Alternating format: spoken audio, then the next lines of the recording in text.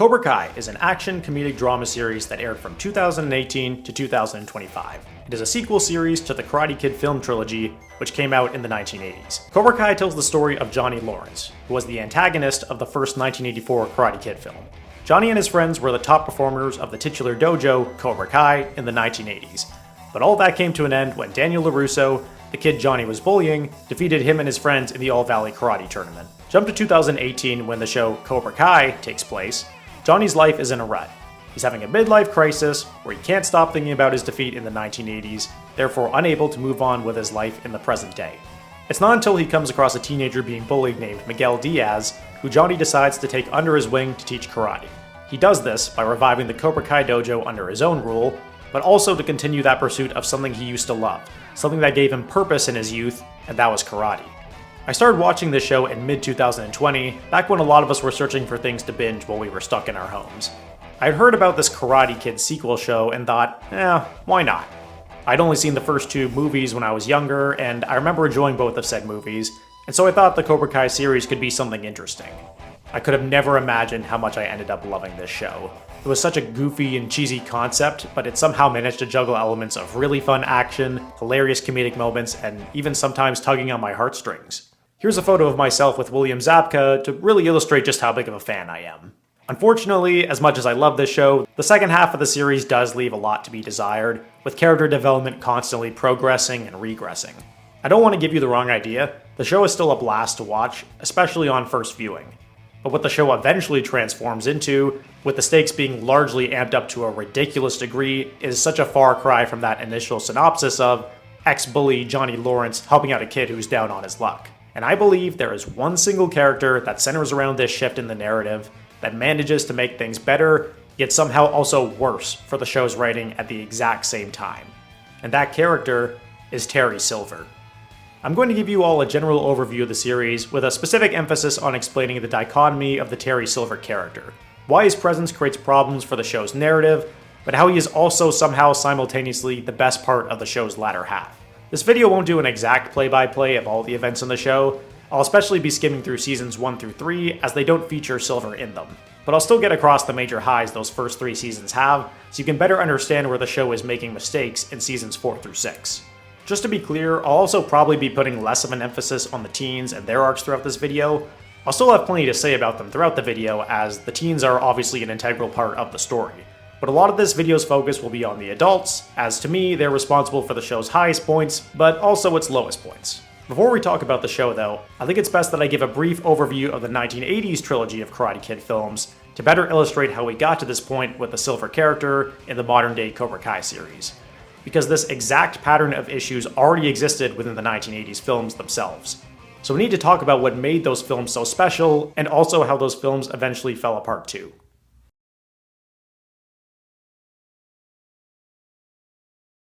The Karate Kid is the story of Daniel LaRusso, a young teenager who moves from New Jersey to California. He introduces himself to this girl at the beach named Allie, and things quickly turn sour, as her ex-boyfriend, Johnny Lawrence, starts to attack Daniel for flirting with her. Johnny and his friends begin berating and bullying Daniel on a daily basis, and they're all trained karate fighters from a dojo called Cobra Kai. But with the help of the mysterious Mr. Miyagi, Daniel learns the way of defense to help prepare him for a karate tournament called the All-Valley, where he can face off against said bullies. I felt so cringy just reading that synopsis. This story is so well known at this point, it felt redundant just explaining it. But this movie was, and still is, an iconic staple of 80s cinema. There was something about the Daniel LaRusso character that just made the audience rally behind him. Everyone that watched this movie knows that there is nothing more rewarding than watching the underdog come out on top against his opponents, especially when said opponents are total cocky jerks, so you desperately want to see the bullies get their comeuppance. And of course, they're led by the sinister Sensei Kreese, who's the one that instills in the Cobras this ruthless nature to pull dirty tricks against our heroes. Everyone is against Daniel in this movie. You literally have a scene where he, a teenage boy, spills spaghetti all over himself and a bunch of rich sleazebag adults start laughing at him. For most of the first act, we feel that rage inside of Daniel, and we're upset along with him because the kid cannot catch a break. It's not until the Mr. Miyagi character appears and saves the day. At first he comes across as a very unassuming elderly man, but then out of nowhere he comes in and stops the Cobras from beating up Daniel, and it's such an awesome moment. Daniel and Mr. Miyagi are truly the heart and soul of these films, regardless of any dip in quality in the subsequent sequels. The reveal that Mr. Miyagi had lost his wife and newborn during childbirth is such a gut punch. You would never think someone so kind and wise would have undergone such a traumatic hardship. It reframes the relationship from student and teacher to a father figure who had never raised a child until now. What's crazy is that the All Valley tournament happens an hour and 45 minutes into the movie. It only takes up about the last 20 minutes of the film. I can't believe the writers pulled that off, but they did. And by saving all the big fights to the end actually makes the fruits of Daniel's labor feel more believable. That his training was not something handed to him on a silver platter. He really did earn his way to the tournament. But then Sensei Kreese starts pulling out those dirty moves. During their fights, Bobby and Johnny are messing with Daniel's leg. How is Daniel gonna pull this off with that kind of injury? But Daniel makes it through, and somehow he performs the impossible crane kick against Johnny and wins the tournament. The crowd goes wild. The fact that the film ends right then and there is just perfect. Since he's been getting pummeled the entire movie, him finally scoring that victory point is the biggest high both he and us the audience have felt the entire movie. Karate Kid 1 is just classic 80s. Every beat I just described sounds predictable and cheesy as hell, but it's just so good. I consider it one of, if not the most iconic underdog story in filmmaking. I can see why it's a staple in 80s cinema, as well as a staple in many people's childhoods. The story also feels very complete, so much so that it makes you wonder how there could be 2 more sequels that follow this one. It literally could not and would not get any better than this. Which brings us to Karate Kid Part 2.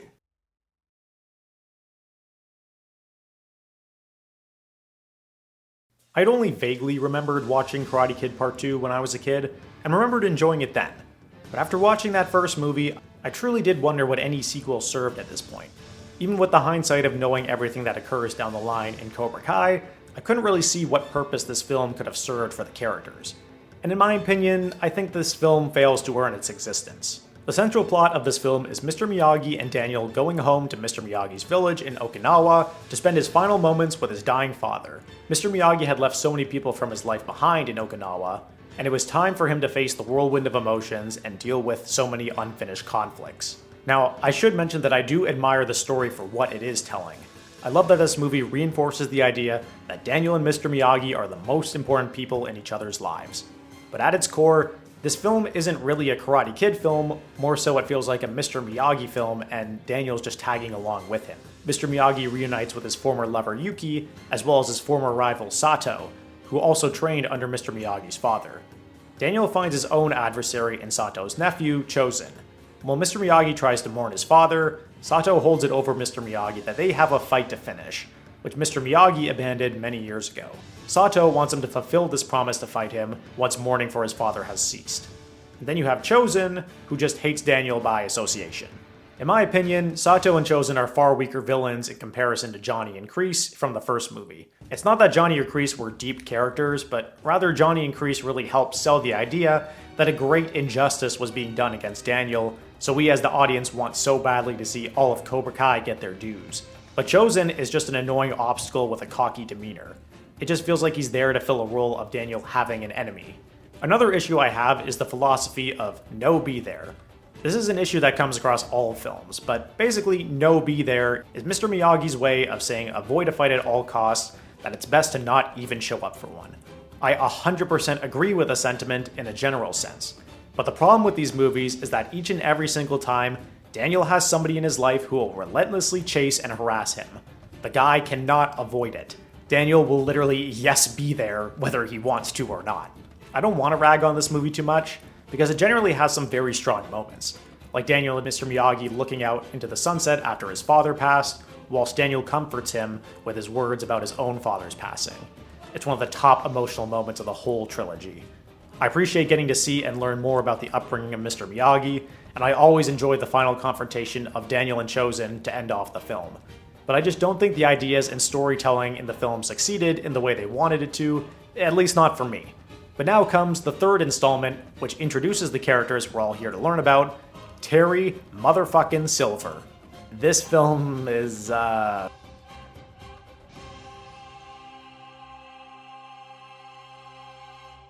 Yeah, this movie is a piece of shit. It's so over the top and stupid, and it doesn't hold a candle to either previous films. Even though I don't entirely enjoy Part 2, I can still see it was a movie written with heart and soul by people who cared about these characters and the universe that surrounds them. Meanwhile, Karate Kid Part 3 does not have any of that. Karate Kid 3 has Daniel and Mr. Miyagi returning to the valley. We get to catch up with John Kreese and how his Cobra Kai business went bankrupt after the events of Part 1. So what does Kreese do? He plays that trump card he's always had, which is contacting his old pal Terry Silver. Kreese asks Silver to help bring Cobra Kai back to its former glory, whilst also tasking Silver with carrying out revenge against Mr. Miyagi and Daniel along the way. Terry Silver was born into a family of riches. Silver fought in the Vietnam War, where he befriended John Kreese. In many instances throughout the war, Kreese rescued Silver from peril, leaving Silver feeling indebted to Kreese. Given Silver's enormous amounts of inherited wealth, Silver funded the startup of the Cobra Kai dojo, technically making Silver the owner. Since the Cobra Kai business is dead in the water by Part 3 though, he's now helping Kreese revitalize it. And to revitalize it, he is personally gonna go after Daniel LaRusso himself. In Part 3, Silver is maniacal, manipulative, energetic, and also very charismatic. He knows exactly what words to use when befriending someone or to get under their skin. Since he's a millionaire, the money he has at his disposal also gives him a ridiculous advantage in many scenarios. And in spite of how I feel about this movie, Silver is so electrified all the time that it's hard not to have fun while watching him. For a while there, I was worried that I wouldn't be able to properly assess Part 3 going into a rewatch, because I love the Terry Silver character, and I thought that this would make me like this movie more than I should. Unfortunately though, Silver's ridiculous antics only make this movie somewhat entertaining because the rest is just not good at all. The movie asks a lot of you, to suspend your disbelief that a millionaire would take the time out of his busy schedule to help his old war buddy manipulate and harass a teenager because that teenager beat his old war buddy in a karate tournament.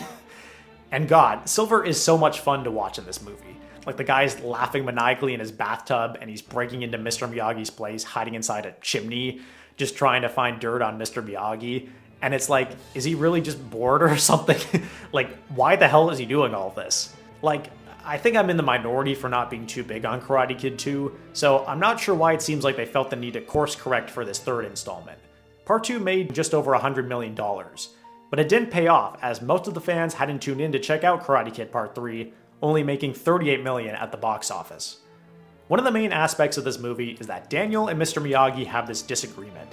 Daniel wants to fight for his All-Valley Tournament title, and Mr. Miyagi doesn't want him to, reiterating the stance of no be there, telling Daniel not to get into fights unless he absolutely has to. But once again, this is the same chosen problem that I had with the second film, but this issue is cranked up to 1,000,000 degrees. In this instance, Daniel is being lied to and manipulated by a fucking millionaire who's sending people to attack Daniel, then saving Daniel from said attackers. Then he's putting Daniel through physically harmful training exercises and also following Daniel on his dates to clubs. Like, holy fuck, man. Silver really goes the extra mile in this movie. And not to mention, Daniel was fully ready not to do this tournament again, until this maniac showed up in his life and forced him to get involved in this conflict. We're supposed to be upset with Daniel for joining Cobra Kai, but like, we all can see that there's a millionaire with way too much time on his hands goading Daniel into doing all this, right? Kreese is also wasted in this movie. He just shows up, goes on a vacation for 70% of it, and then comes back to get beaten up by Mr. Miyagi, and then nothing. He does not carry the intimidating presence he had in the first film. Mike Barnes is also just whatever. He's just a tough guy who wants a cut of the Cobra Kai ownership. Like, again, what made the conflict of Daniel and Johnny so strong was the feeling of the personal stakes. Nobody cares about some jerk who just wants to get on a good business deal for beating up Daniel. There's just too much random dumb shit in this movie, like Daniel risking his life descending a mountain to get a bonsai tree, then Mike Barnes and his cronies threaten to drop Daniel's climbing rope if he doesn't play by their rules, and I think all this compounds into the dichotomy that is the Terry Silver character. Silver is indicative of the Karate Kid world taking a more ridiculous approach to the narrative, but unfortunately at the same time he's the only shining light within that leap of insanity. To summarize, Silver is the only saving grace within this movie. Karate Kid Part 3 wasn't needed, it's the most unnecessary film in the entire saga. Ralph Macchio, who plays Daniel, also seems to agree. In an interview, he once stated this about the third film: "I was not a fan of how the Karate Kid 3 came out. I felt the story was only repeating itself and was not character forwarding for the end of LaRusso. And production-wise, it was being written one way and then changed another way. It was not a smooth ride. In the end, there were parts of the character that I didn't embrace as well as I did with the original and the first sequel. I don't put it on the top of my resume. It's very sad knowing that this is the final film for the relationship of Daniel and Mr. Miyagi, leaving things on such a low note for this duo. And for many years, Karate Kid 3 was the lasting legacy of this universe.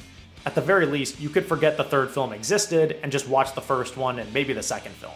Yes, I know there's a film with Hilary Swank, but I'm not watching that. If I'm being honest, there's nothing really about the Karate Kid films on the surface that made me think, oh, we need to see more of this world expanded. Like I said before, the first one is already pretty complete on its own, right? 2 sequels was more than it could have ever asked for. What more could other movies have to say? The Karate Kid sequels, for all intents and purposes, did not need to exist. And we did not need to see more from a universe of movies that had no business expanding its lore. But we got just that, and 6 seasons of it. And fuck it, all around, I'm pretty glad it all exists. Here's Cobra Kai.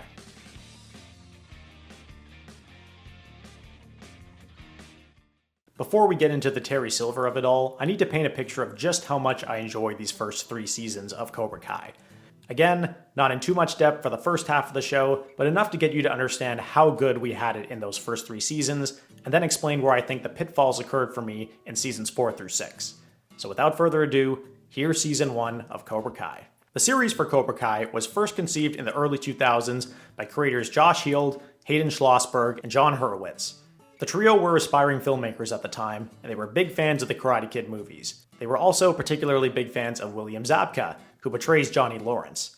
They recalled seeing interviews of Zabka, talking about how the character Johnny Lawrence was done dirty, and that this new kid, Daniel LaRusso, showed up and stole the love of his life from him, that being his ex Allie. This has been a perspective echoed many times by the fans, even prior to the airing of the Cobra Kai series.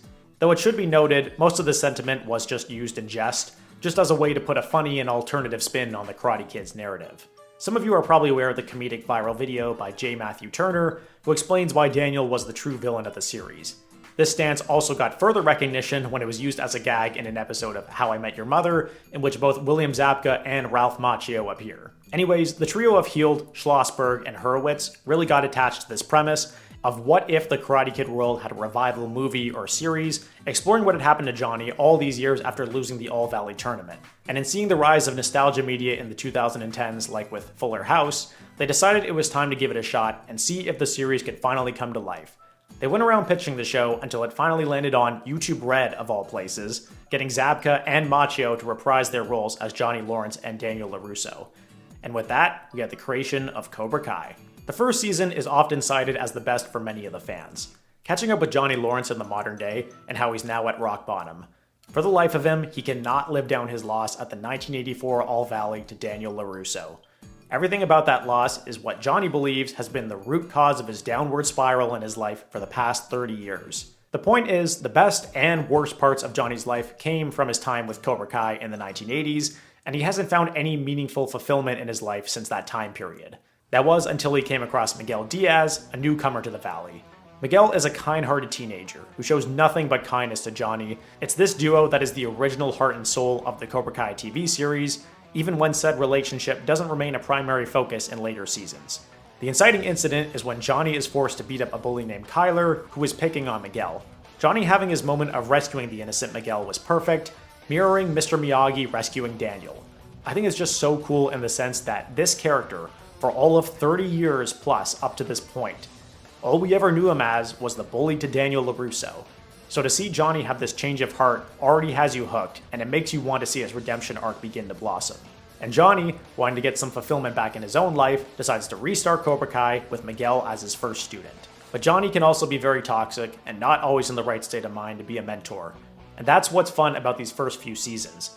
We want to see Johnny do better and become a better sensei and person, but we also don't want to see any of his own mistakes come at the expense of his student Miguel. And with Cobra Kai returning, the one and only Daniel LaRusso enters the picture once again. Daniel now has a family, he owns a car dealership, Daniel is just at the top of his game. But seeing Cobra Kai return just brings back a whirlwind of emotions, and the dojo now being fronted by Johnny Lawrence of all people, is for Daniel seeing a nightmare entering the real world. And now the show creates a fascinating premise of seeing how both parties, that being Daniel and Johnny, are not so black and white, and that they both can be hot-headed and irrational, but also both can bring good and promising qualities out of the students they teach. the pros and cons of both styles, whether it be Miyagi or Cobra Kai techniques. And when both Johnny and Daniel are confronted with each other, yes, conflict arises, but they both also begin to see the similar qualities in one another. How they realize they both share a hobby that shaped everything about their current day adult life, and how they both had father figure senseis who molded them into the people they are today, for better and worse. It's not just them either. The younger cast brings in some awesome talent. There's the aforementioned Miguel, you have Johnny's son Robbie, Daniel's daughter Samantha, and we get the introduction of several others like Hawk and Dimitri, who are yet to grow into their own come later seasons. A lot of conflicts with the kids becomes direct mirrors to the adults in their old lives from the 80s. Having a strong cast for the younger characters was important for the show, and we got a great cast out of it indeed. Because an important thing about Cobra Kai is wondering how this universe is supposed to function when the unbeatable and all-knowing Mr. Miyagi is no longer around to give all the answers out. Pat Morita passed away over a decade prior to the airing of the series. It's important that we see how karate can be taught by flawed individuals, but also how those teachings are passed down to impressionable children who will undoubtedly act how their teachers do. And we see this in the All Valley at the season 1 finale, how Johnny has one bad day and he passes down his negative influences to his students, so they begin to act toxic and cruel to their opponents, even if it wasn't Johnny's intention. From the get-go with season 1, I believe the 3 showrunners prove that they are lovers of the original movies. To get so much characterization out of a generic high school bully from the 80s is just such an impressive feat. I think it's easy to rag on the later seasons because the stakes just get amped up to a ridiculously stupid degree. Like, we're talking about karate world domination by the end of it all. It's pretty wild. And while there was always a slight progression of crazy antics throughout the first 3 seasons, it still managed to maintain a low level of personal stakes that matter to the audience. Which is why I think season 2 was a solid progression for the show in this regard.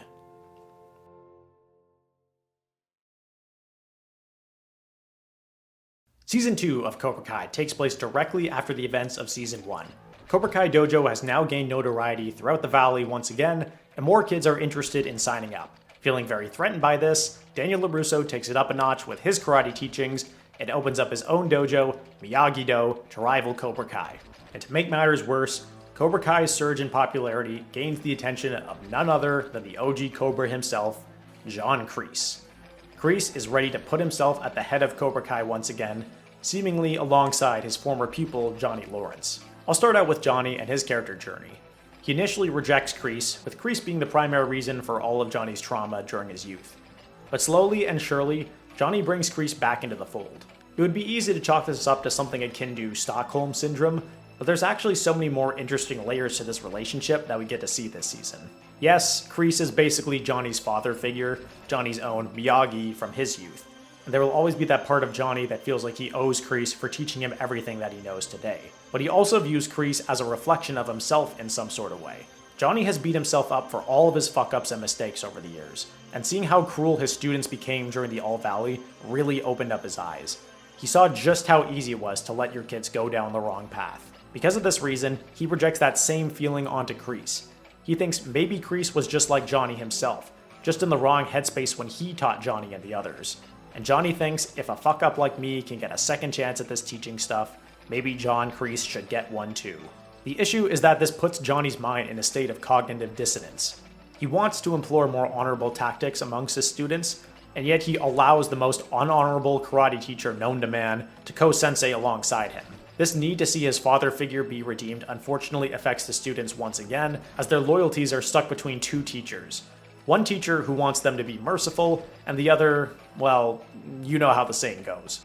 It's actually pretty solid character writing for this show, giving Johnny another level of complexity that I never could have imagined. Then with Daniel, he's of course building up his dojo into something, having both his own child Samantha and Johnny's child Robbie at the forefront of it all. Before with Johnny, Daniel still held resentment, but he could at least understand that Kreese was how Johnny became who he was. But now that he sees Kreese is back in the picture, Daniel feels more invigorated than ever to stop Cobra Kai once and for all. Things probably could have been patched over between Daniel and Johnny this season, if not for the involvement of Kreese. Daniel is pushed to his limits this season, with some of the best acting I've seen from Ralph Macchio when he confronts Cobra Kai about the stolen Medal of Honor. The drama with the kids on both sides of the aisle also continues to be a strong aspect of the show. Miguel is always the highlight amongst the younger cast, and his bond with Johnny is great again this season. He has a stronger connection to Johnny than anyone else, so he's able to break free from Kreese's propaganda pretty quickly and see that what they are being taught by Kreese is incorrect. But of course, in regards to students like Hawk and the newly introduced Tori Nichols, Miguel's rebellious thinking falls on deaf ears. This leads to them making some poor decisions, like Hawk attacking Dimitri at the mall, or Tori deliberately getting Sam kicked out of the roller rink. Even the Miyagi-Dos themselves have faults of their own. Whilst none of them ever dare to reach levels of villainy in the case of somebody like Hawk, it's a good representation of how Miyagi-Do discipline isn't a fix-all for everyone's problems. Like Sam falsely accusing Tori of stealing her mother's purse, or Robbie lying to Sam about who returned the Medal of Honor. And yes, Robbie makes the biggest mistake of everyone by the end of this season, but we'll get to that. The point is, like Johnny Lawrence, Daniel's bitterness towards Cobra Kai seeps through to his kids, even if Daniel is more forgiving and has good intentions. This season is also packed with a lot of some of the strongest emotional moments the show has to offer, seeing the backstory of Hawk, and how the effects of bullying has traumatized him due to the school system that has failed him. Another highlight is this subplot episode, where the original Cobras from Karate Kid Part 1 get back together to have one last hangout with the character Tommy. He was terminally ill and just wanted to spend his remaining time with his old pals. This section is just fan service at its purest form, and I am all here for it. Getting the OG Cobras to just kick back and relax, kick some ass at a bar, is not something I would have ever thought to see happen in this universe, but here we are. And it ends with Tommy giving Johnny some wise words about being the champ, then Tommy passes away in his sleep, placed into a body bag, a callback to his infamous line in the first film. My other favorite moment has to be Johnny taking Miguel out for dinner, where he has to confess to Miguel just how badly he screwed up on the night of Robbie's birth, in which he was not present. He was hiding out in the same diner that he and Miguel were sitting in the present day. He was going through a hard time after the loss of his mother, and was afraid to face this huge responsibility of having a son in his life. And unfortunately, this cowardice from Johnny remained all throughout Robbie's childhood. It's stuff like this that gave early Cobra Kai seasons stronger writing. That this cycle of hatred is more than just petty karate trauma, it's generational trauma that gets passed on from one to another. And that generational trauma comes out in full force in the Season 2 finale. Season 2 finale has Daniel and Johnny throwing down in a brief but serious fight. These two actually haven't thrown a punch at each other the entire show yet, so this was very exciting to watch. But it was bittersweet because they were just starting to be kind to each other again, but it wasn't meant to be yet. And this inability to settle their differences leads to a cataclysmic disaster at the high school. All the kids from both dojos are returning to high school from summer break, and now all the Miyagi-Dos and Cobra Kais get into this all-out brawl. And for the longest time, this all-out brawl was the best set piece of action for the entire show. All of Daniel and Johnny's drama comes out in full display. There's a one-take angle with the actors fighting all over the place, and it's just so much fun to watch. But it all culminates into one moment that changes the tone of the Cobra Kai series, at least for a brief period of time. Miguel and Robbie have this strong dislike for one another, given their relationship to Johnny. And when Miguel tries to show Robbie mercy in a fight, Robbie loses all control and kicks Miguel off a balcony where his back lands directly onto a stair handle. He is knocked out cold, and Miguel's status is unknown. The show just has a dark cloud shrouded over it for the remainder of the episode. Robbie runs away, Sam is traumatized, Carmen hates Johnny with every bone in her body. Johnny sees Miguel about to go into surgery, and he plays back this old voicemail from Miguel where he was just carefree and happy. It tugs right on your heartstrings. The cherry on top? Kreese had already stolen Cobra Kai from Johnny. All the students had turned on him. Johnny sits alone, drunk on a beach in total despair. If he thought his life before restarting Cobra Kai was bad, he has now reached a rock bottom lower than he could have ever imagined. It was just an incredible way to end a season, showing that even though this show seems all fun and games, that eventually things will lead to disastrous consequences, and this episode was incredible at portraying that. Season 2 is just the perfect mix of hilarity, action, and sincerity that the series was great at juggling. And now we move on to a season that I go a bit back and forth on, but still hold a lot of enjoyment in my heart for. And that's Season 3.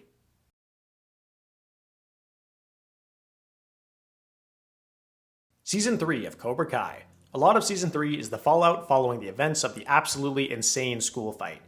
Miyagi-Do is dismantled, the Cobra Kais are being taught to be more ruthless, all whilst every character faces the consequences of the school fight in their own separate ways.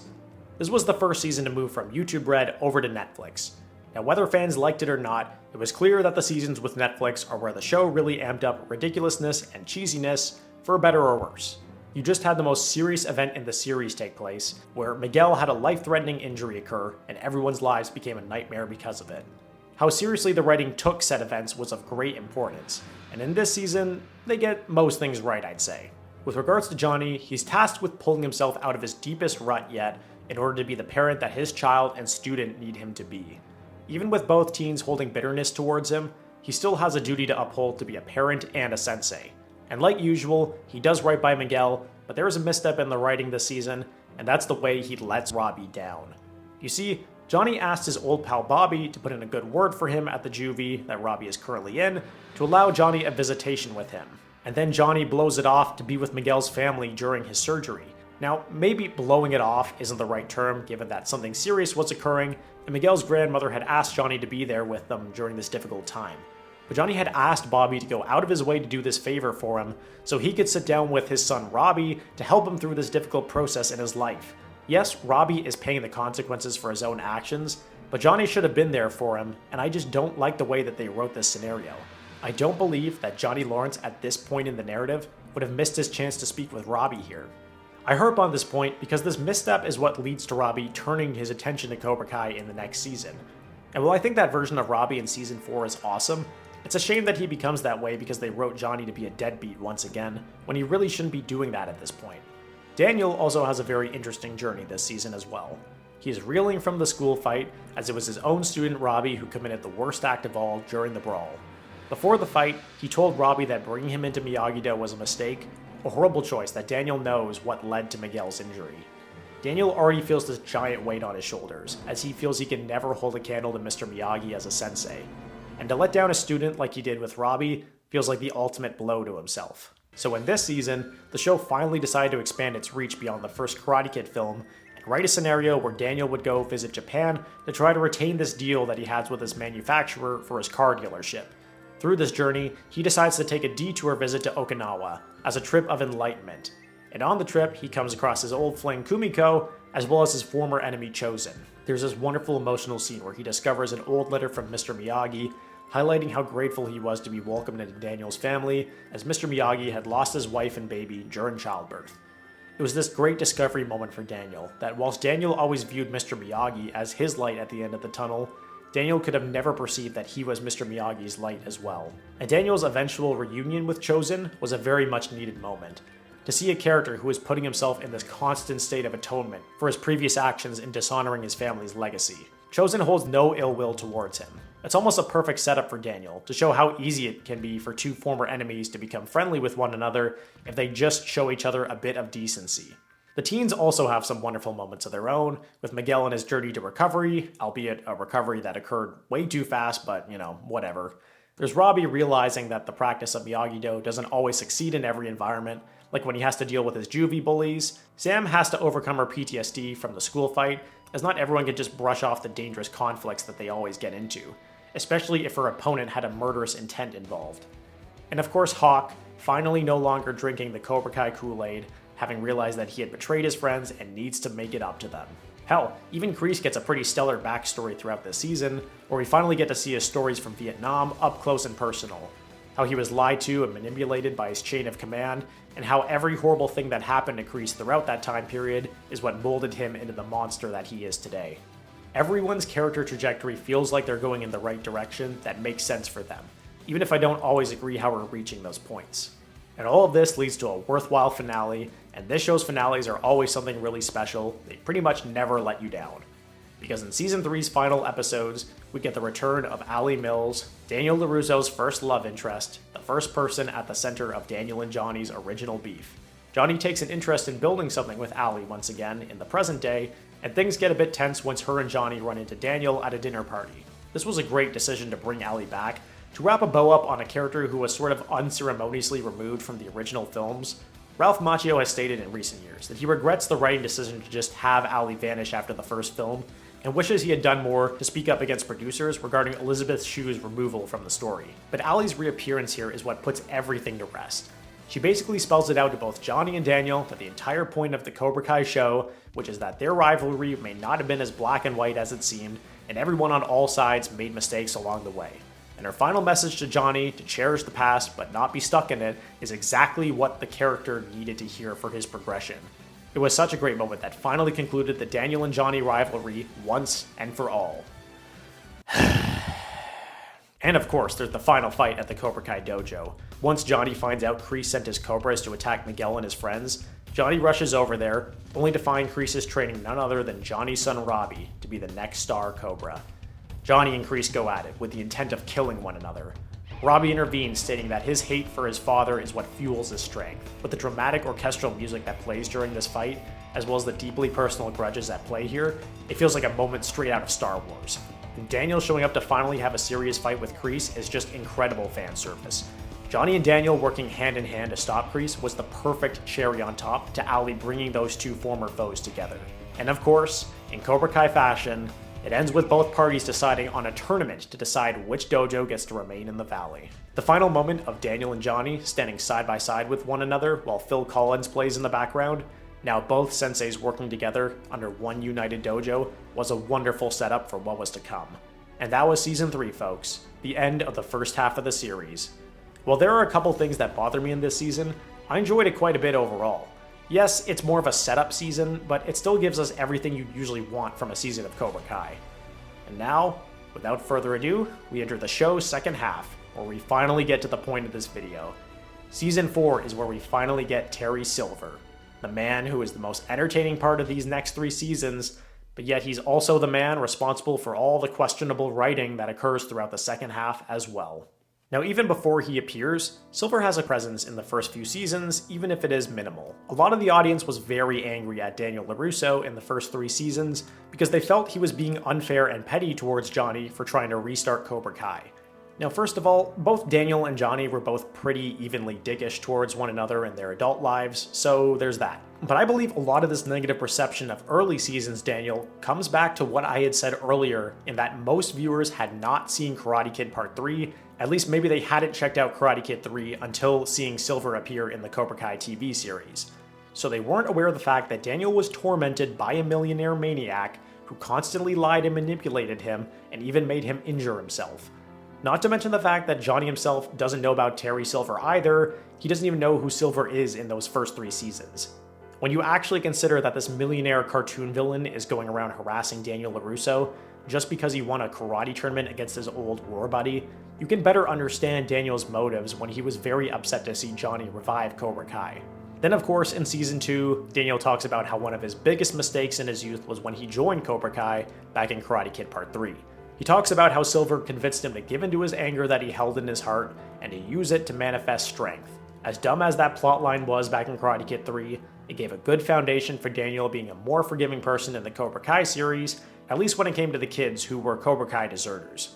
And obviously, we have Kreese's flashbacks from the war, which unbeknownst to the audience, feature Silver. I say unbeknownst, I really just mean that Silver isn't given a name during these flashbacks, but we have a pretty good idea that he's there with Kreese within his platoon. Silver's nickname is Twig, and even though these flashbacks are entirely about Kreese and his story, they also establish that Silver wasn't entirely cut out for the Vietnam War. When Kreese and Silver witness the execution of their comrade, Silver is the first one to break. When the Viet Cong asks Silver to fight atop the snake pits, he refuses to leave his cell until Kreese steps in and takes his place for him. Kreese survives, and this is where we finally learn why Silver was so indebted to Kreese after all these years. So Silver has been around here and there in the show. It was just that Thomas Ian Griffith, the actor, hadn't appeared yet, but now we are finally here in Season 4 at the introduction of modern-day Terry Silver.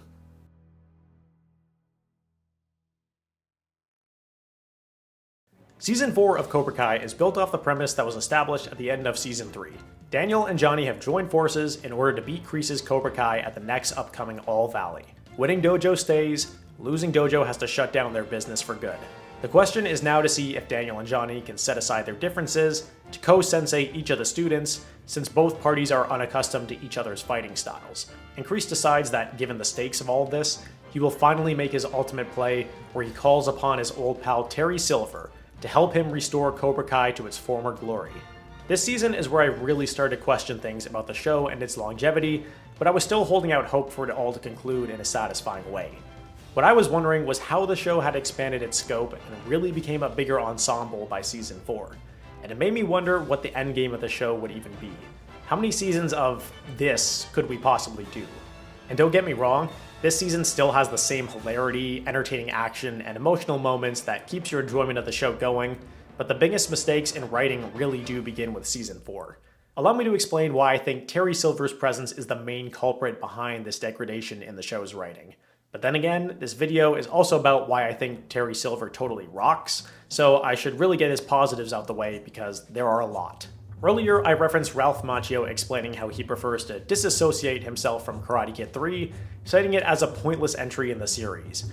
But in that same interview, he actually goes on to explain how the existence of that film did wonders for the Cobra Kai series. He stated this: "It informs Cobra Kai going forward, clearly with Season 4.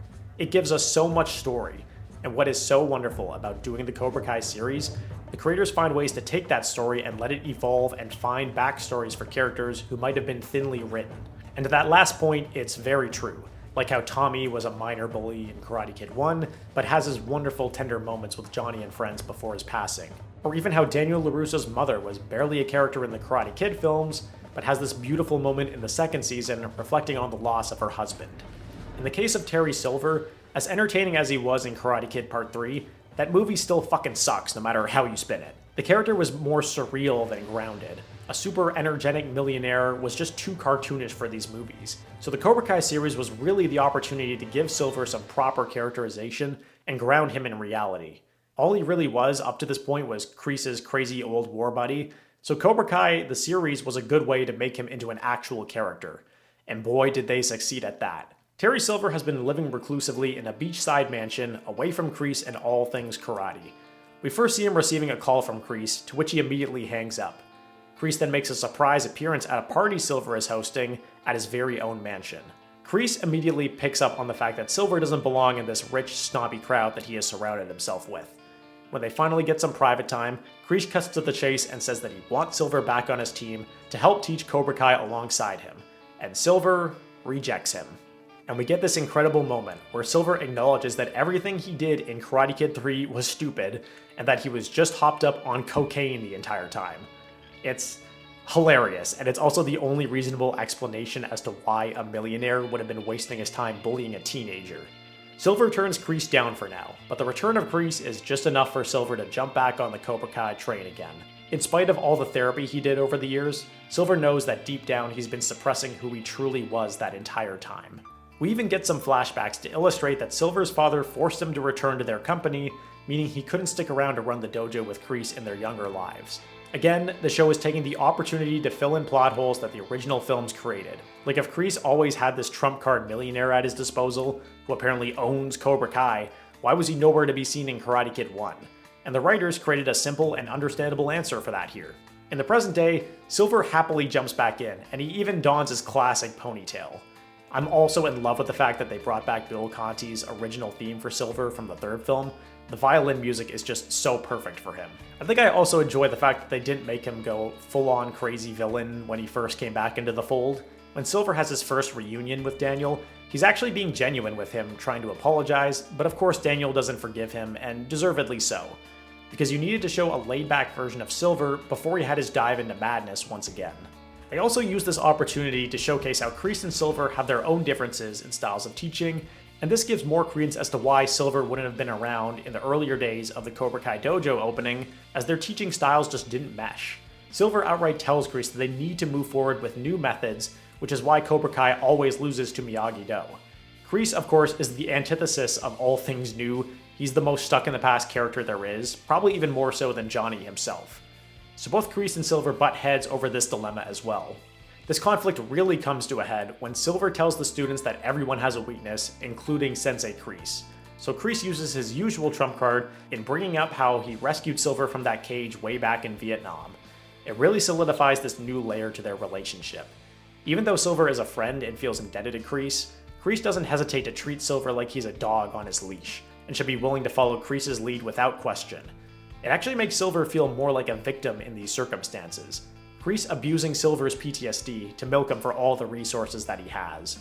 Even when Silver takes initiative to ambush Johnny Lawrence, Kreese scolds him for this, since Kreese doesn't want to admit that he still has a soft spot for Johnny. Silver is just left distraught and confused by this. No matter what he does for his quote-unquote leader, he's always somehow letting Kreese down. But it really is fucked up that Kreese has been utilizing him on and off as this financial lapdog for decades. But Silver's conclusion at the end of this season is just peak Cobra Kai. He comes to the realization that Kreese is his weakness. Silver finally calls out Kreese for always using the "I saved you back in Vietnam" trick countless times, to the point where the debt is never going to be repaid. So Silver orchestrates a plan to nearly beat Stingray to death, and then have Stingray tell the cops that Kreese was the one who did it. Kreese is arrested, and Silver takes over Cobra Kai all for himself. And then that Bill Conti theme comes in while he's waving his fingers around like he's a maestro. It's just so good. Kreese wanted the true Silver back, and, well, he got him. This is the price he pays for it. So, Silver fucking rocks this season. His transformation from reformed normal citizen to the master manipulator was so excellent, and it gave him the characterization that was so desperately deserved. Thomas Ian Griffith is on fire this season, and I couldn't help but get excited every time he appeared on screen as the series progressed. So, why do I have such a stick up my ass about this season? Well, as awesome as Silver is, there's a whole lot of problems everywhere else. Now, that's not to say Silver is the only highlight of the season, because he isn't. Amanda LaRusso helping Tori get her life back on track, after Amanda saw some semblance of relatability in Tori. It was nice for a non-legacy character like Amanda to take a break from the clever quips and roasts to being a character who has real agency in the story. It also helps that Tori becomes a better character out of this too. She's no longer cartoonishly evil herself, and clearly wants to become a better person. Robbie and Kenny's storyline is brilliant as well. A lot of characters in this show really needed to live through something to understand one another, so for Robbie to see how quickly mentoring a child can get out of control made him feel some empathy for his dad going forward, allowing them to finally start rebuilding their relationship. And yes, of course Hawk is on fire this season. He needed to redeem himself. It's a story of a character who didn't know how to find his confidence again, because the only way he knew confidence previously was to be a raging asshole. His fight with Robbie at the end of the season is one of the best the show has ever done, and it was a wonderful moment for the character. So what goes wrong with this season? Well, it's the Johnny and Daniel of it all. These two and their inability to properly work together until the very end of the season is just the most annoying thing the writers could have written in for season 4. Now to be clear, these two having tension about their teaching styles was bound to happen, and I think having disagreements in how to be senseis was a smart decision, at least for the initial half of the season. But the fact that this drift puts them in separate dojos halfway through the season is not only an injustice to these characters, but it completely shits on everything that had been built up for those two up to this point. Now yes, at the start of the season, it's pretty funny how Johnny and Daniel basically went in with zero plan for this co-sensei idea. They just started doing what both of them usually do, and all the kids quickly realized that their teaching styles don't align in any way. But then Johnny and Daniel realized this isn't just for them, it's for the kids too. So they do a training day episode between just the two of them, where they both learn about each other's styles, and once again they find some common ground. And this stuff is great, that episode is awesome. And with finding that common ground again, they split up the students to have Johnny work with the Miyagi-Dos and Daniel to work with the Eagle Fangs. And it leads to one of the most annoying plots, that being Johnny taking issue with Daniel influencing Miguel, and Daniel taking issue with Johnny influencing Sam. The most hilarious part about this is that Johnny seems to have more issues with Daniel influencing Miguel than he does with Kreese influencing his own child, Robbie. Yes, Johnny can be a dumbass on this show, that's part of the fun. But to make him that oblivious, it's just criminal, and it feels like we're bordering on character assassination. Like, Daniel makes more advances this season to communicate with Robbie than Johnny does. This is not who the Johnny Lawrence character should be by the 4th season of the show. Anyways, after Silver has his reunion with Daniel, Daniel gets it into his brain that they need to double down on Miyagi-Do karate. Johnny and Daniel get upset with each other all over again after having just made up, and decide that the only way to settle this is for them to have another organized fight abiding by the 3-point hit system, tournament style. Now, obviously, the fight is fun to watch. I mean, we're getting to a rematch of Daniel LaRusso and Johnny Lawrence. Of course, it's always fun to see these two throw down. And the fight hilariously ends in a draw, spelling it out to the two of them that this rivalry needs to end, it doesn't matter who's better. But then Hawk walks in. Earlier, he was ambushed by Cobra Kai and had his mohawk shaved off. Apparently, this was the nail in the coffin for everyone. Johnny says, "We're done," and splits off with his Eagle Fang students, and Daniel goes his separate ways with his Miyagi-Dos. This is where the season dropped the ball. Yes, again, I'm fine with these two having a disagreement over teachings and seeing how that affects their students. But for it to actually end in them going their separate ways, entering the tournament separately, was just completely dumb and unnecessary. What upsets me even more is that the moment with Hawk should have been where Daniel and Johnny come back together, where both senseis realize, oh my god, while we were bickering and fighting each other, one of our own was attacked and humiliated. And it's like, that's where you guys should apologize to your students and make up with each other. Why are you still splitting apart? And it's because of this rift, the two enter the tournament separately, and they both lose to Cobra Kai. Granted, yes, it's also because Silver paid off the ref to make sure Tori won her match against Sam. But if Johnny and Daniel just remained a team, it would have never been that close of a call with the points. And this is where it all comes together with me, the whole point of this video. The writers needed a way to extend the length of the Cobra Kai series, and the best way to do that was by having Terry Silver show up to be the show's final big antagonist. But to have Silver terrorize everyone for 3 entire seasons was a mistake. And since we've already done 3 seasons worth of character work on every other member of the cast, the writers started having characters regress to their old habits, i.e. Johnny and Daniel becoming enemies again. So season 4 showcases the introduction of a pretty awesome villain in Terry Silver, but by having him there, it costs us the character development of the show's 2 leads, Johnny and Daniel. The wonderfully written season 3 finale has now become null and void. It was the perfect wrap-up to the core of their rivalry, and now, unfortunately, that season 3 finale episode just sits as another temporary truce between the two. Johnny by far gets the shortest end of the stick when it comes to the writing this season. Because of his obsession to become better than both Daniel and Kreese, he starts ignoring Miguel and his wishes, treating him like a pawn in his game. Someone to vicariously redeem his big upset from the 1984 All Valley. This neglect is so bad that it drives Miguel out of the country to run to Mexico to find his biological father. Season 3 showed Johnny was willing to go above and beyond for Miguel, but in Season 4, Johnny is acting so petty, and it's so undeserving of the Johnny Lawrence character. Johnny's makeup with Robbie in the Season 4 finale also loses its emotional punch as well. While I do enjoy it on paper, as I mentioned before, Daniel is more concerned about Robbie's well-being in Season 4 than Johnny is. Johnny is at his most man-child and pissy attitude this season. So honestly, this was not the season for him to earn Robbie's forgiveness because they wrote Johnny to be a complete and utter jackass this time around.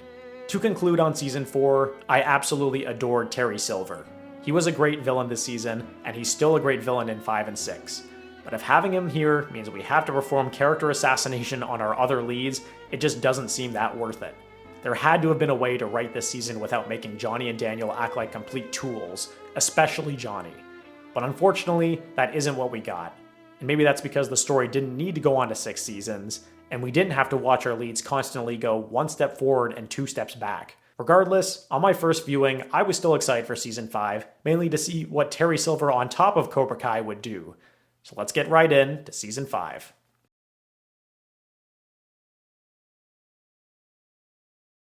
Cobra Kai Season 5. After Eagle Fang and Miyagi-Do lost in the All Valley tournament, they were forced to shut down their dojos, whilst Terry Silver's Cobra Kai has gone bigger beyond anyone's wildest expectations. Knowing how sinister he is, Daniel must pull out all the stops in order to make sure Silver doesn't dominate the entire valley. Look, there's one thing you need to understand when entering the last third of the show's run, and that's basically you gotta turn your brain off.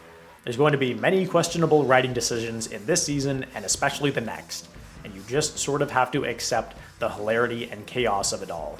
If you're still enjoying the show by this point like I was, you just need to watch it for the fun of it all, and not take certain narrative choices so seriously. But that's just me imploring you how to watch it. I'm still going to complain plenty in this video.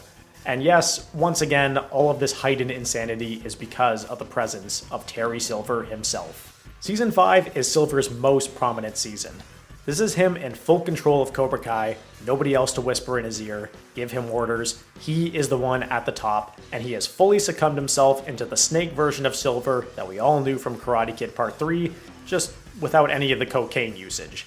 And goddammit, despite my previous frustrations, Silver's storyline this season is still entertaining as fuck.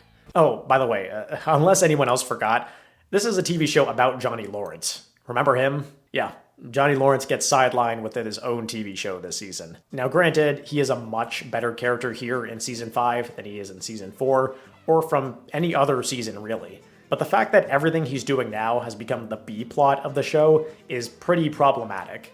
And once again, it's because Terry Silver and his story took center stage. I'll start with Johnny, Miguel, and Robbie stuff, just to solidify this example of him being sidelined. Johnny and Robbie team up together to go down to Mexico and locate Miguel. Robbie being more of an unwilling participant, as Robbie was hoping to have a father-son bonding trip, but now he has to help locate his biggest rival. The Mexico story is fine. I'm glad that Johnny finally gives Robbie what he was looking for all of his life, a father that is present and wants to be around him. I love that their first bonding moment is literally beating up some dudes on the beach. This road trip really brings them together and has plenty of hilarious moments. Miguel, on the other hand, by some magic, actually manages to locate his father Hector in Mexico. He's upset at his mother Carmen, thinking that they ran away from a good, decent man. But as time goes on, it becomes clear that Hector is no saint and even threatens Miguel, as well as he has to hear Hector speak ill of Carmen. It ends up being this horrible experience for the kid. He was first let down by Johnny, and now his biological father turns out to be a total scumbag.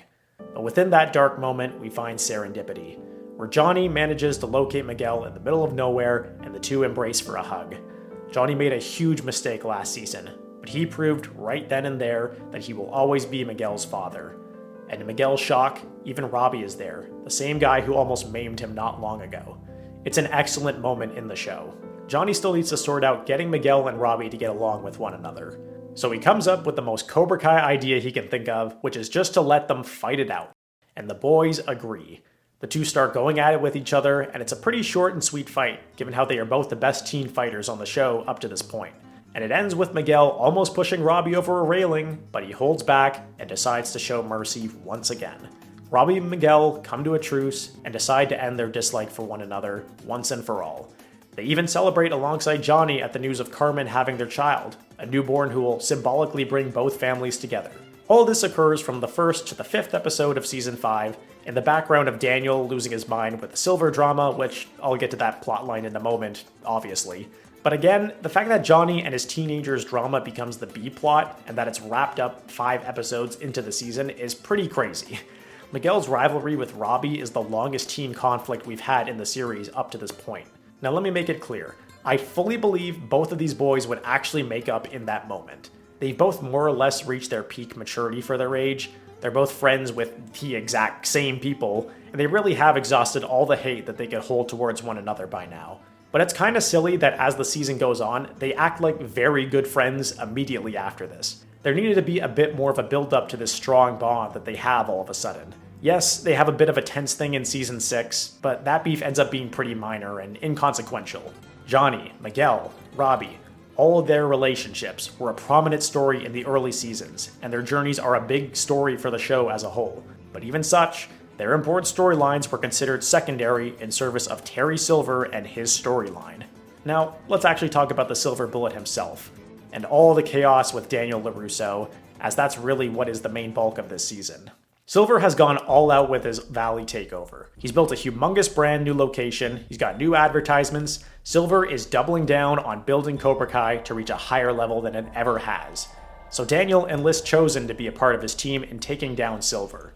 Daniel still needs to keep up appearances though, so he closes down Miyagi-Do, as that was the consequence of his team quote-unquote losing the All-Valley tournament. All of this secrecy is against Amanda's wishes as well, who wants Daniel to just drop karate altogether.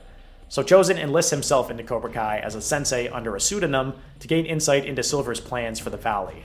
If there's one thing I can applaud Season 5 for, is that it goes all out on the fan service. Having characters like Chosen and Terry Silver interacting sounds like a fanfic, but they made it a real thing and it is awesome. Silver catches onto this and sniffs out Chosen, all because Chosen used the wrong phrase for toasting, at least the incorrect phrase that his fake persona would use if he actually was from Kyoto. Silver is just on another level this season, it's crazy.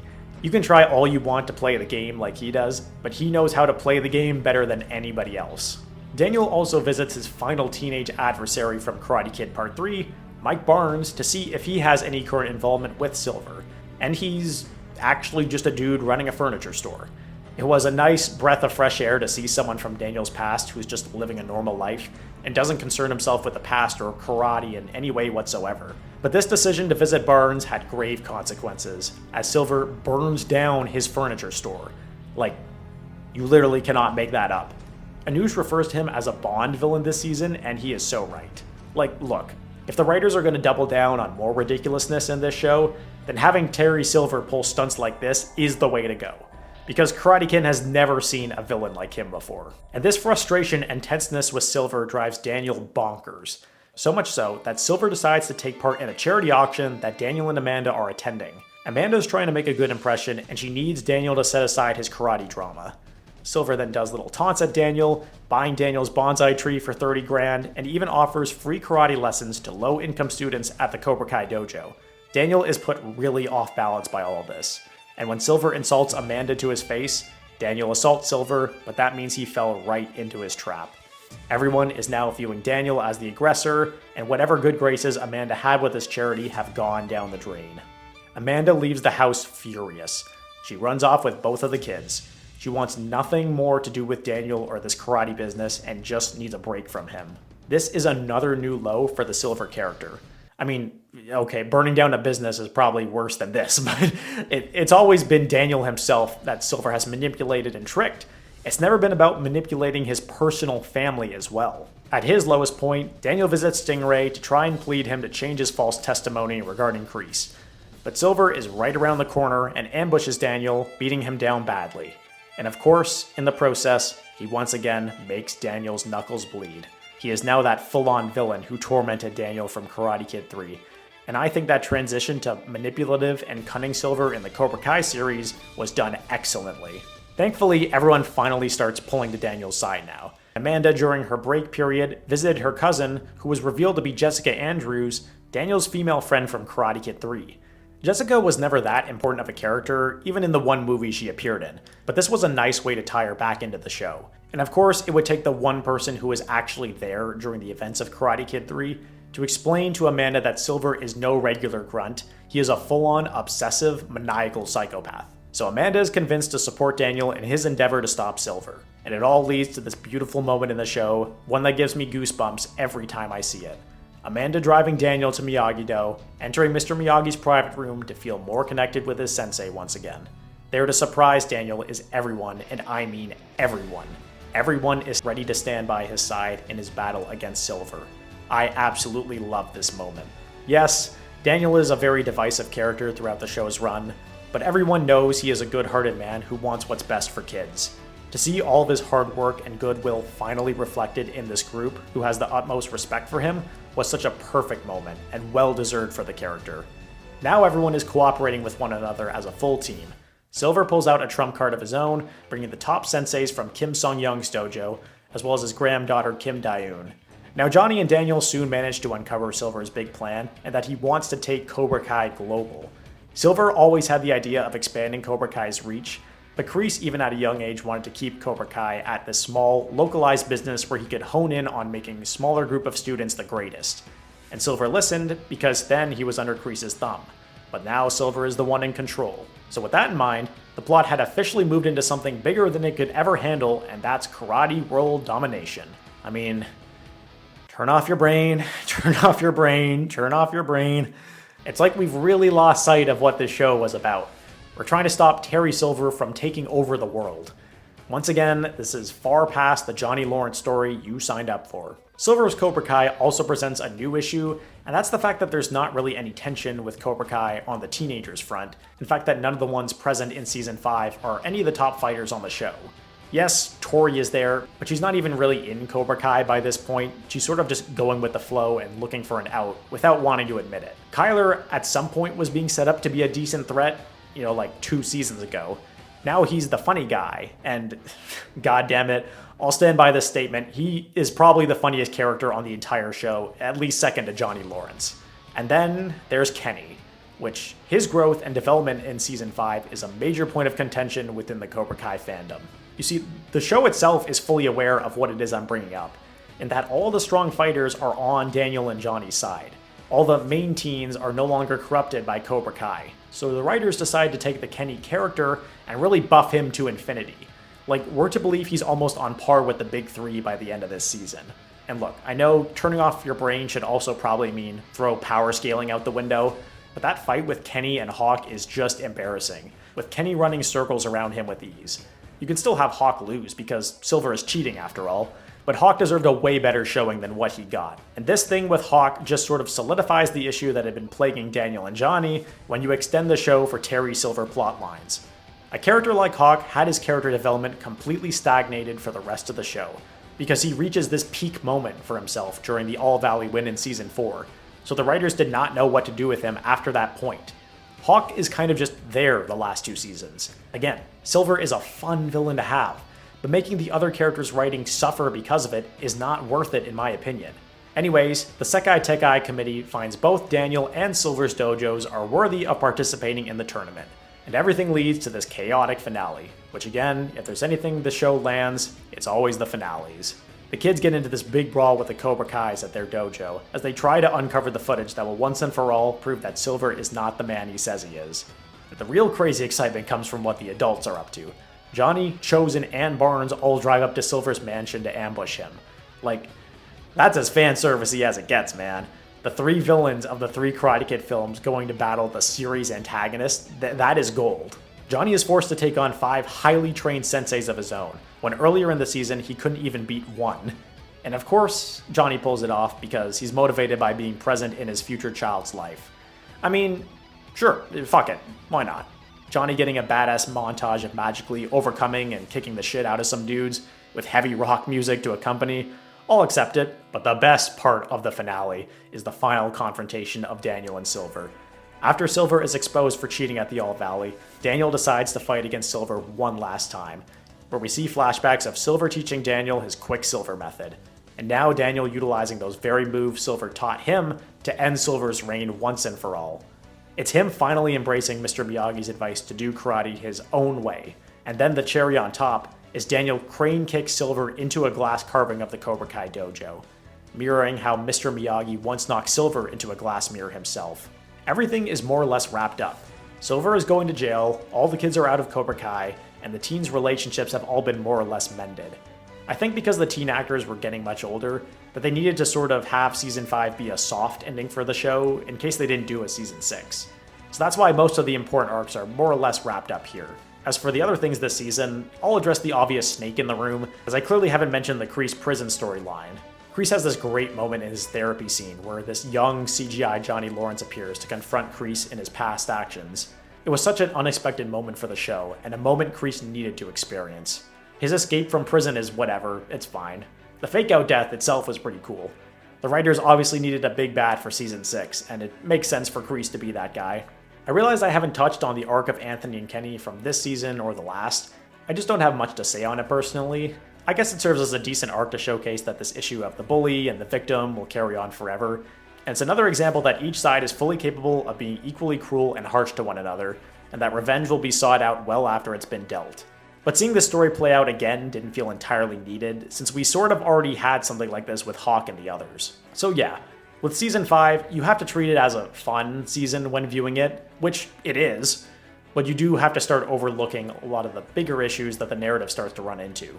The season is just another example that even though Silver is a wonderful villain to have, him being there means other characters will either be sidelined or have their writing suffer because of his presence, as once again having him there means extending the series' length, and most, if not all, of these characters did not need to be in a 6-season show. And now we must discuss the final and probably most polarizing season of all, Season 6.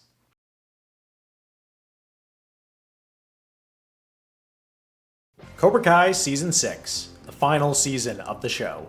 After the fall of Terry Silver's Cobra Kai, pieces finally return to the Valley. Daniel and Johnny are seemingly on good terms. Now they prepare for the prestigious Sekai Tekai, a global karate-centric tournament to show the world what Miyagi-Do is made of. Meanwhile, John Kreese, having now escaped prison, still has one final trick up his sleeve, to build up a brand new dojo and finally rule the karate world once and for all. This is the longest season of the show, spanning 15 episodes. Now our good friend Mr. Silver is not present for the first half of this season, as he's apparently in prison. The first batch of episodes in Season 6 is dedicated to determining who of Miyagi-Do/Eagle Fang will be competing in the Sekai Tekai. This question is useless since we the audience can guess pretty easily which of our characters is going to compete, but alas, we have to spend 5 whole episodes watching them go through these motions regardless. Everything is pretty much at peace amongst all the characters. All the kids are getting along. The only things that need to be worked through are Kenny with Anthony and Sam with Tori, but there's not really any bad blood anymore. All the teens are also deciding what they want to do with the rest of their lives and how the Sekai Tekai may impact their futures ahead of them. Because no, of course, it's not the teens you have to worry about, it's the Johnny and Daniel of it all, again. You would think that not only the Season 3 and Season 4 finale would have been the nail in the coffin for solidifying their friendship, right? At first, the writers do this bait and switch in Episode 1, which I actually think was really cool. There's this beef with Johnny and Chosen discussing what the name of their United Dojo should be, but Johnny grows up and decides that Cobra Kai is John Kreese's legacy, not his. So they go with Miyagi-Do as the dojo name, which, given the ending of the show, all just feels like mixed messaging here. He literally gets Cobra Kai at the end, and Cobra Kai becomes Johnny's legacy. But the most hilarious moment in Cobra Kai is the end of Season 6, Episode 1, where Daniel says the line, "We've been through a lot to get to this point, and we're finally on the same page."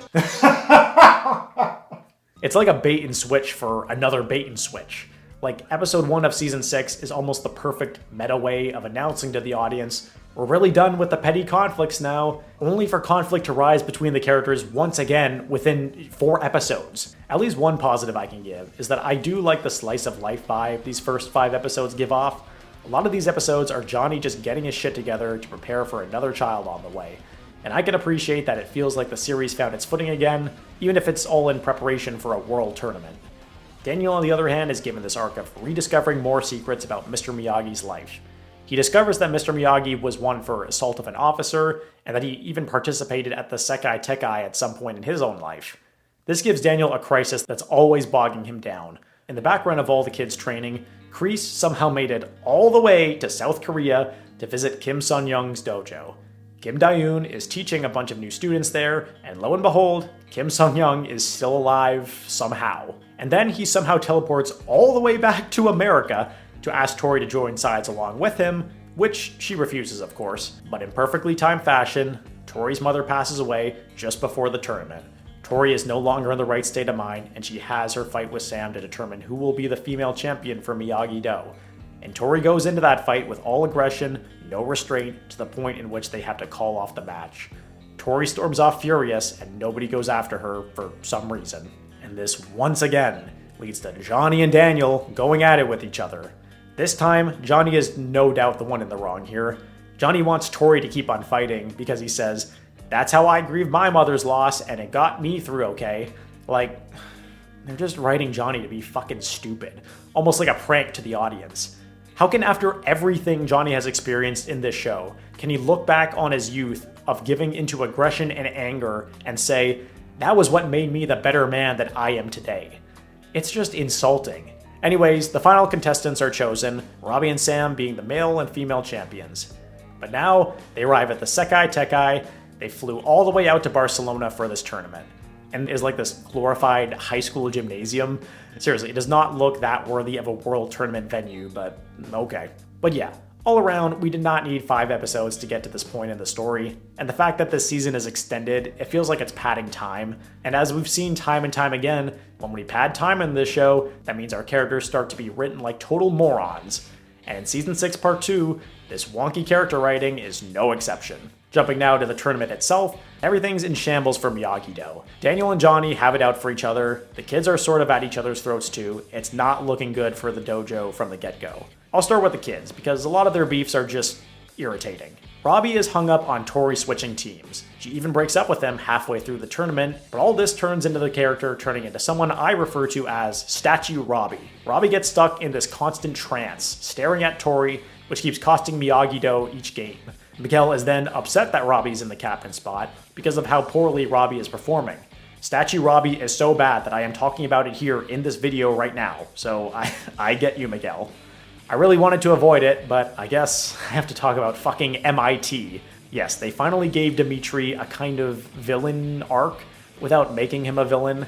He develops this overconfidence in response to his girlfriend Yasmin telling him to believe in himself, and his upsetness that Hawk didn't apply to MIT with him. So since they have nothing for him and Hawk to do, they just do a binary bros falling out arc, and it's just so annoying to watch, because Dimitri shouldn't be acting this way, and Hawk is too capable of a fighter to be concerning himself with a Dimitri drama subplot. Devin is underperforming, and then she comes clean about sabotaging Kenny during the forest run. I do think Kenny and Anthony had a solid conclusion to their rivalry though, but it almost feels like it should have happened in batch 1, to which they could have sent Kenny to Barcelona from the get-go. Tori's arc is actually decent, as she once again hasn't really become evil per se. She's just lost and confused after such a traumatic moment in her life, falling back on the one thing she knows really well, and that's Kreese's Cobra Kai. Although again, everyone from Miyagi-Do is guilty for not trying harder to reach out to Tori after she ran out on everyone. In fact, the highlight from the younger cast in this batch of episodes is the new character Quan. The dude is just such a menace, but he actually can back up the shit he talks with his skills and prowess. And it was refreshing for there to be an opponent that could give the Miyagi-Dos a run for their money after there not being any big threats on the teens front in Season 5. Zara and Axel were also cool additions too. It was a great wake-up call to the characters and the audience that there are other fighters out there that weren't from 2 specific dojos that knew how to throw down. Especially Axel in Barcelona. The guy is literally untouchable. Axel's motivation of just being, I have a crush on Sam, is pretty weak, yeah. I guess they didn't have time to devote a proper arc for a new addition like him. Let's talk about our lovely adults, shall we? The ones who make this show so special. Chozen is completely nerfed this season. His whole thing is being hung up on not hearing from Kumiko, and he's drunk and acts like a comic relief buffoon the entire time. The truth of the matter is, he's probably the best fighter out of everyone, but they can't have him winning all the fights this season, so he just becomes a guy who's clowning around a lot of the time. Also, Daniel is still continuing his crisis with the Mr. Miyagi revelations. He learns about someone named Master Serrano who may reside in Barcelona, who also may have known Mr. Miyagi, and that leads to Daniel getting kidnapped and put in a cage alongside dogs. You can't make this up. How the fuck did this show get to a point where Daniel is being kidnapped and kept with dogs? Johnny, on the other hand, is doing his usual thing with Daniel, bickering about fighting styles. Yep. When the students start performing badly, Johnny starts projecting onto them, saying the tournament is their chance to make something of themselves, or they'll be living in shitty apartments with shitty jobs. Thankfully, Johnny regresses from this mentality within the exact same episode, but goddamn, man. We also have a new villain in town, and that's Sensei Wolf of the Iron Dragons. He's another cocky son of a bitch, and Johnny kinda sees a version of his past self in Wolf if Johnny just remained on top of his karate game his whole life without going on a downward spiral. Like his student Axel, Wolf is nearly untouchable. But all these characters are simply just placeholders, because it isn't until the conclusion of episode 8 that we get the return of the GOAT himself. When Daniel is investigating how he ended up in a fucking dog cage, he walks towards a steamy room where one of his kidnappers is standing. And there he is, the motherfucker himself. I feel like we all collectively thought, the show is back. And once again, this is the dilemma, man. Extending the story for Silver's sake is a detriment for all the other characters, it seems. But when Silver is there, goddammit, are you excited, man? We also get the show's most hilarious cameo ever. The guy who kidnapped Daniel, his name is Dennis, and he was a goon that worked under Mike Barnes in Karate Kid Part 3. It's just so funny, in the best way possible. Silver rehired a guy who was a goon responsible for bullying a teenager he had a minor fight with one time 30 years ago. It's comedy gold, man, and totally something the Silver character would do. Just look at almost any YouTube reaction to the end of Season 6, Episode 8. You see just how excited everyone gets at the return of Terry Silver. I think there was always something inherently wrong doing the Sekai Tekai stuff without Silver there, because this show is at this ridiculous point now with world tournaments and all. So it almost feels sacrilegious not to have the guy that got us to this ridiculous point in the first place. Remember, Miyagi-Do only entered the Sekai Tekai in response to Silver entering. None of these people, Daniel and Johnny included, even knew the tournament existed. Silver needed to be here, and I'm glad he is. In the penultimate episode, we get the final official tournament battle between Miyagi-Do and Cobra Kai participants. Although it is a team-based match, this is very much a battle between Robbie and Quan. This match in particular is supposed to be the writer's way of giving Robbie his big W for this season, before the narrative forces him out of the tournament a few episodes later. And this battle between them was a match for Robbie to finally shed his statue persona and become the champion fighter that we know he is. That moment when Robbie jumps back off the mat and lands in slow motion while the 80s synth kicks in is just such a dope-ass moment, and the victory against Cobra Kai feels very rewarding. During this time, Daniel also learns that one of Mr. Miyagi's Sekai Tekai matches ended with his opponent dying. Daniel is so shaken. He has a dream that features a CGI version of Pat Morita to play the character of Mr. Miyagi. This CGI Miyagi that was used on 2 different occasions is an interesting choice. Not really something I'm a fan of. Thankfully, the writers discussed this decision with Ralph Macchio and got approval from Pat Morita's estate, but I still don't know if CGIing him into these sequences was entirely needed. But in the end, these visions of death is something Daniel is validated for, given the way things conclude in Batch 2. See, while Quan's defeat from Robbie was supposed to eliminate Cobra Kai, a Russian team was found to have been using performance-enhancing drugs, so they are removed from the tournament, allowing Cobra Kai back in. Daniel and Johnny are off balance because of this, so they start bickering and fighting. Again, I have nothing left to complain about here. This is the last argument in the series between the two, thank God, so I'll just move on from it. But during the first match of Robbie vs. Axel, the Russians storm the event hall and cause a massive riot. All of the tension between all the dojos break out, and everyone goes crazy. Student and senseis alike all around begin fighting. This is the best all-out brawl the show has ever done, since the Season 2 school fight. It is very impressive, the sheer spectacle of how many fights are coinciding at once. As eye-rolling as this show can be in a lot of Season 6, when shit goes down, it knows how to be entertaining as hell. It all culminates towards two big moments. The first is where Kreese is chasing down Silver with the intent on killing him once and for all. I love how Silver doesn't even get involved in the brawl at first. He's just walking away from it all, making some phone calls. But this being Silver, he hides in the shadows and gets the upper hand on Kreese. That is, until Johnny Lawrence shows up to save Kreese. Of all the people who have the most reason to despise John Kreese, it's Johnny Lawrence who shows up to defend his sensei. Johnny will always have a soft spot for Kreese, the same way that Kreese does for him. And this one act of kindness is what changes Kreese's ways for the better going forward. If only that was the reason it changed him. Because that knife Kreese lost, Quan picks it up and intends on using it against Axel. But in the heat of his attack, he jumps midair, is blocked by Axel, and lands on his own blade. Just like the school fight, it takes one holy shit moment to make everyone stop what they are doing. And this time, someone paid the ultimate price. Daniel flips over Quan's lifeless body. He is already dead. Everyone is left horrified. This episode was the best of Season 6 up to this point.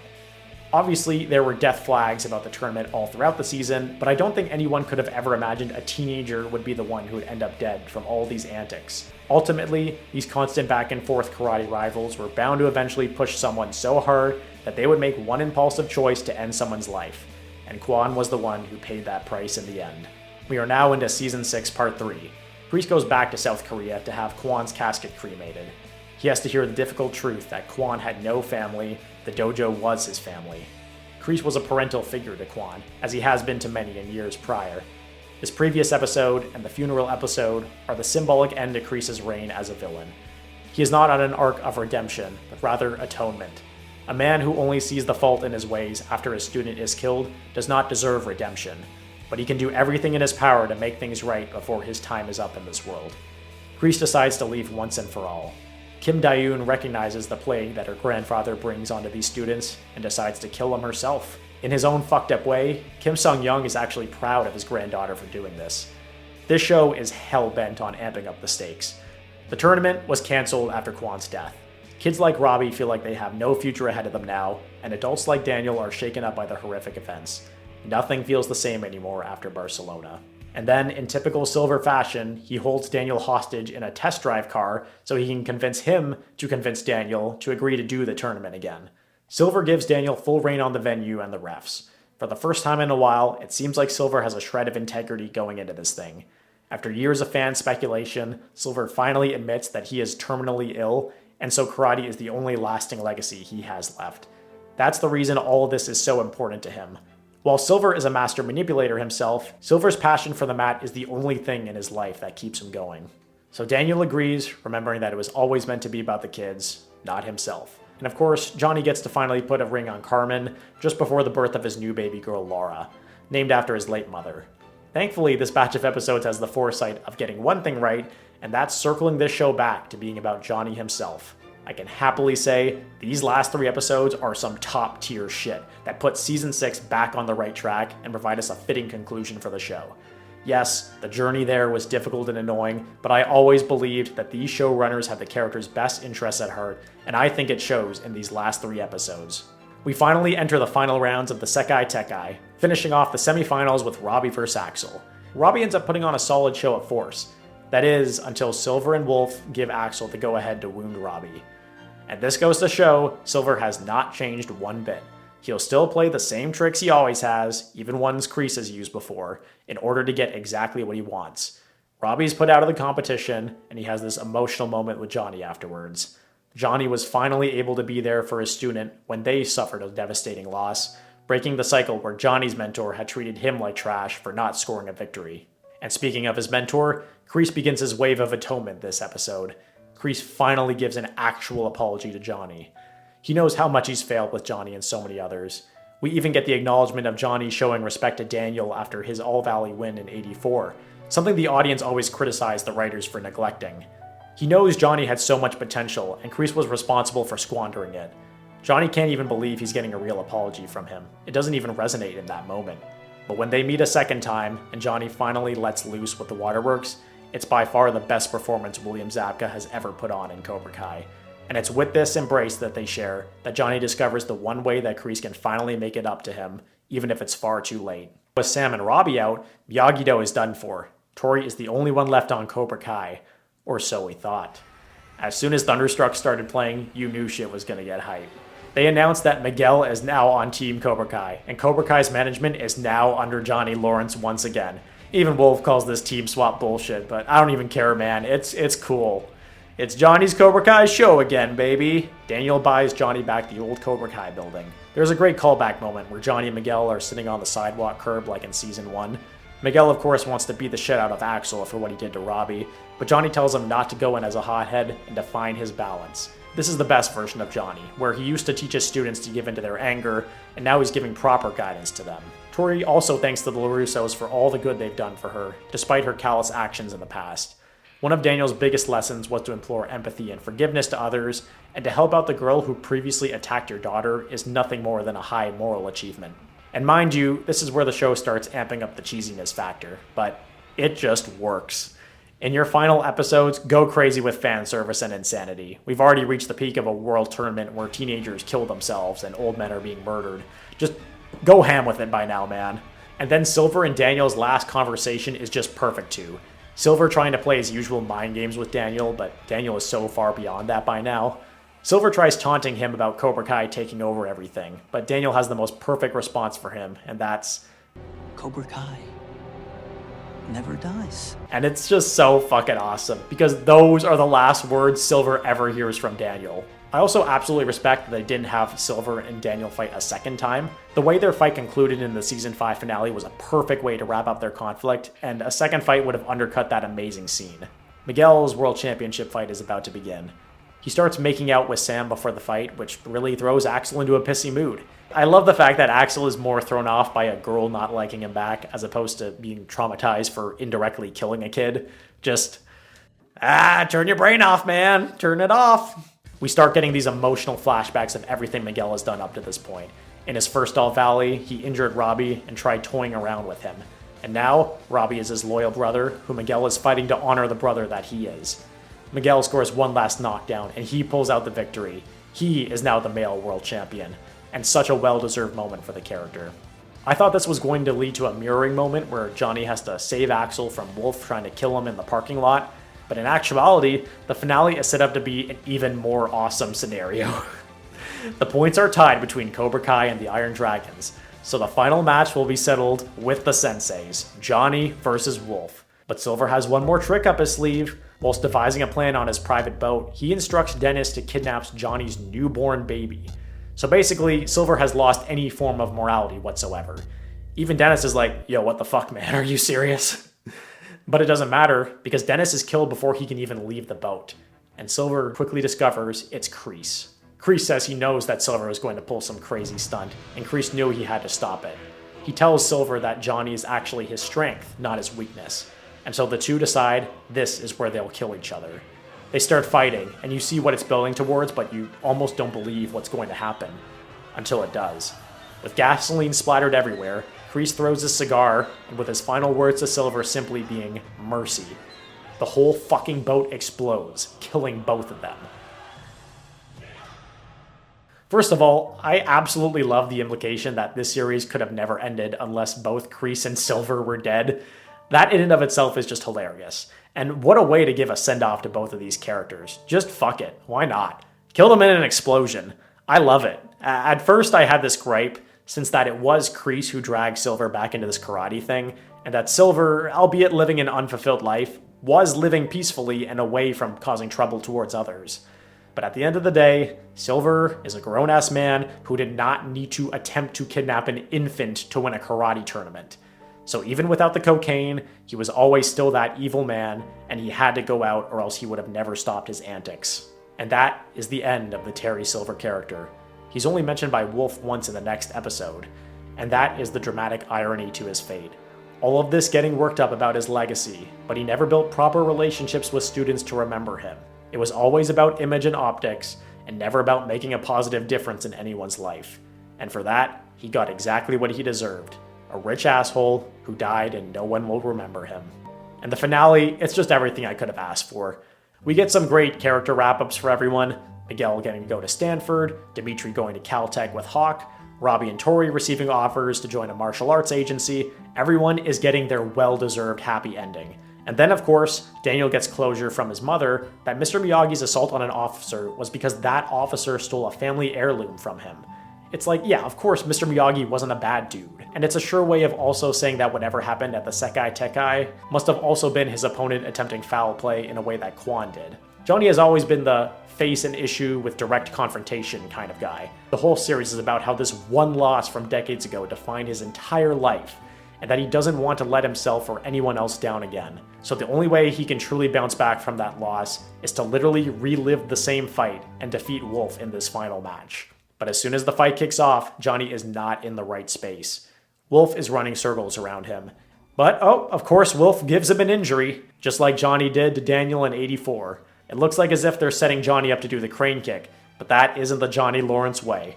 No, he sweeps the leg, this time for the right reasons, and finishes it off with a face punch.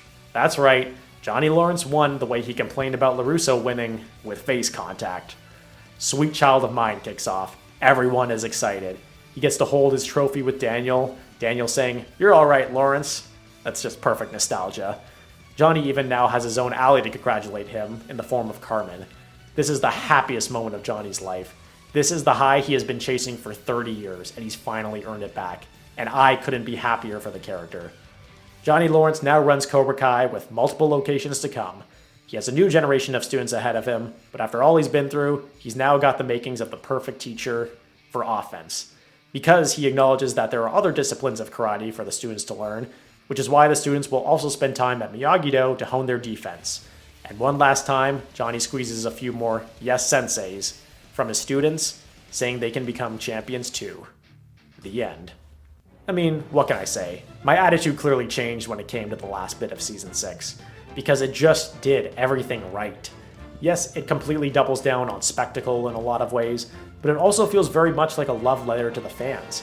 Yes, I do think a lot of this season is inexcusable, and if I did another rewatch of it, there were a bunch of episodes I would probably just skip over to get to the good parts, but I can't deny that they nailed this ending. It makes you laugh, cry, cheer, all at the same time. This show found its footing again, and the writers really knocked it out of the park with this conclusion. Though overall, well, let's just jump to the conclusion of the video, shall we?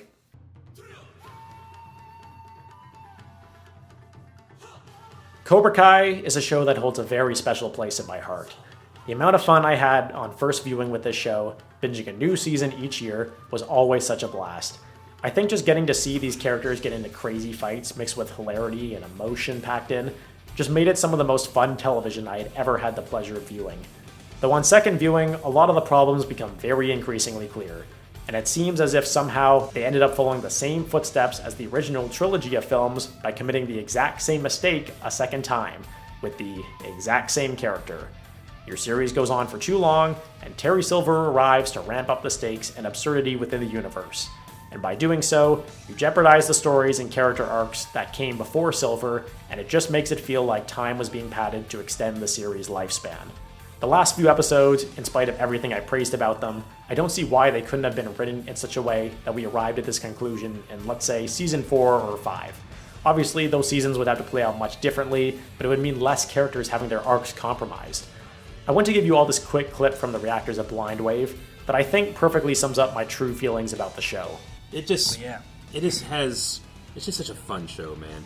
It had what we had for Legends of Tomorrow, where it was like, when it was good, it was good. When it was bad, it was still good.